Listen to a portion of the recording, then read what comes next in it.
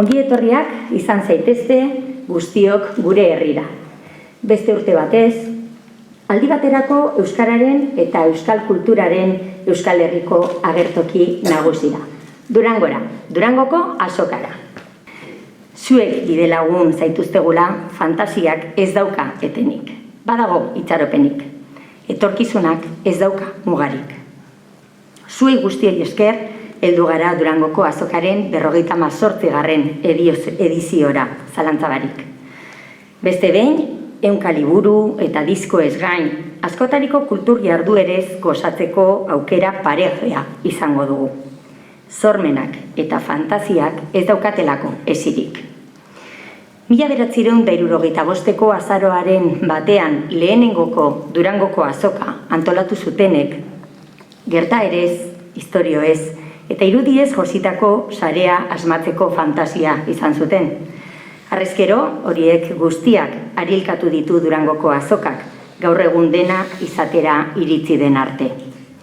Inertziak, debekuak, zailtasunak mugiarazi zituen fantasiak duela ia 60 urte.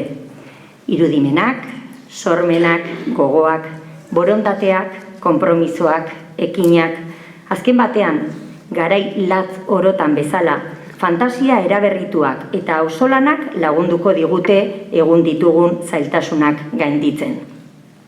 Ez daukat horrelako dudarik. Fantasia izan zen iragana irabazten lagundu ziguna eta fantasia da eta izango da gaur zein etorkizuna irabazten lagunduko diguna. Eta badaukagu Durangon fantasia zehatz bat. Durango, euskal kulturaren eta euskararen egoitza bihurtzea. Hori da gure nahia, hori da gure fantasia. Durangoko azokako arduradunek jakinarazi zigutenean 2023ko ediziorako aukeratu zuten eslogana, lehenengo harritu egin nintzen. Eta ondoren, gazte ezagun batzuen gana jo nuen eta galdetu zer esan nahi du zuentzat fantasia da esaerak. Itzela erantzun zidaten, zerbait zoragarria, egundokoa, kristorena. Horixe, opa dizuegu, aurtengo edizioa, baizik ez besterik izatea, fantasia da. Durangoko azoka benetakoa da, ordea, egiazkoa da, bilgune garrantzitsua.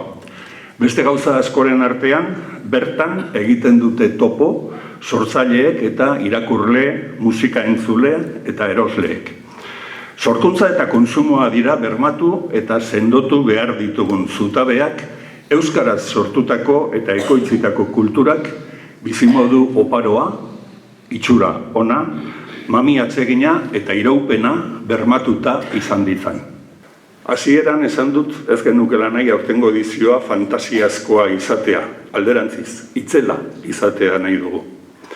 Opa dizuegu, Gerediagako lagunak azoka jendetsua izatea eta arrakastaz betea. Opa dizuegu argitaletxeei salmentak bikainak izatea. Musikagile eta abeslariei musikarentzat hain zail bihurtzen ari diren salmenta bideak osatzeko, herritarren patrika eta sakelen berotasuna zuen alde jartzea opa dizuegu. Eta euskal kulturari eta kulturaz gozatzen duzuen herritarroi opa dizuegu zuen apeta eta gustua beteko duten produktuak aurkitzea Durangoko azokan. Urteak pasala, lehenengo aitarekin, gero kuadrilan eta orain, seme-alabekin, etorri garelako, naizelako, euskara eta gure kulturarekiko konpromesoa urrengo belaunaldiei transmititzeko asmoz. Durangoko azokak aukera ematen digu bertatik bertara egoteko sortzaileekin, gertutik ikusteko nork eragiten dizkigun liburu edo abesti baten orrialdeetan irauli daitezken sentsazio, emozio eta osnarketa guztiak. Azoka beraz, aukera ezin hobea da, are gehiago sendotzeko gure hizkuntza eta kultura maite ditugunon arteko loturak. Durangoko azokaren aurtengo edizioa gainera izenburu iradokitzailea dakargu, fantasia, aurreko hizlariak esan bezala. Fantasia da niretzat irudimenetik ateratzen dan sormena. Ezinbesteko osagaia literatura, musika eta kultura sortzeko. Eta garrantzitsua da baita fantasia beste eremu batzuetarako ere aldarrikatzea. Fantasia horrek berak bultzatu gaitzake eta evoluzionatzera, aurrera egitea eta hobe egingo gaituzten ideia berriak garatzera. Azoka honek egin duen bezalaxe, denporarekin evoluzionatuz, adierazbide berriak integratuz, ahotsa emanez belaunaldi batzuei eta besteei, ateak zabalduz ikuspegi berriei. Eta aipatu duen hori guztia bere funtsa galdu gabe egin du gainera.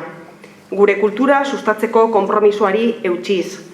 Beti ere euskara sustatzen duen espazio dinamiko modura. Tokiko talentua babesten duen eta sormena ospatzen duen gune legez.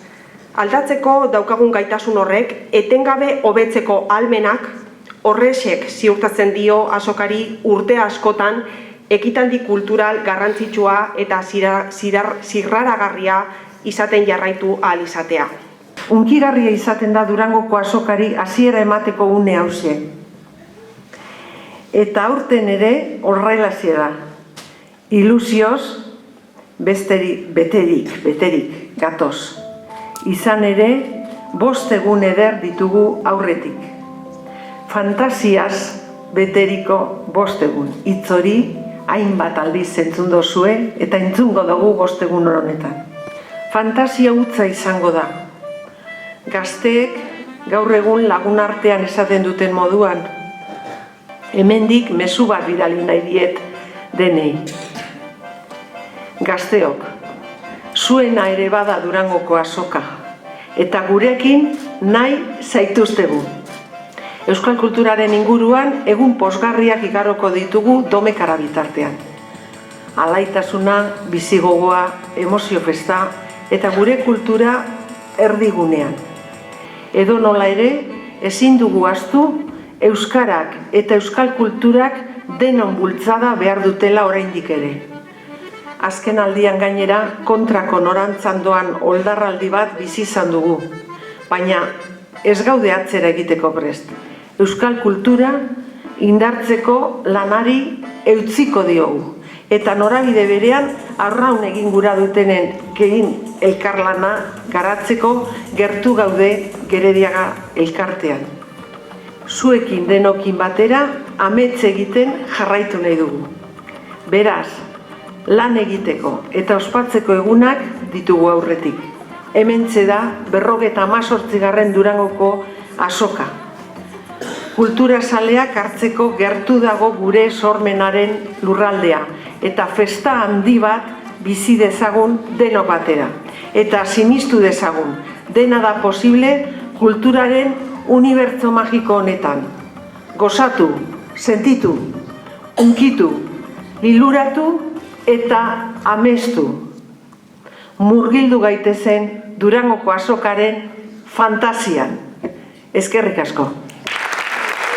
Fantasia da barrenean pizten den bizigogoa.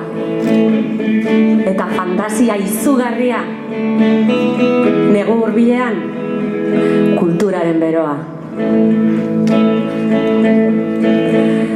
Mila eta bat arrazoi bada Durangoko azoka fantasia da.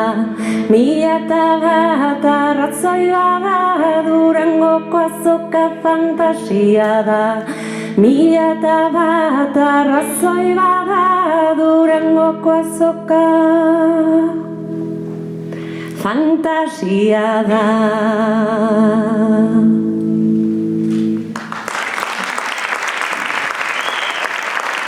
Eskerrik asko.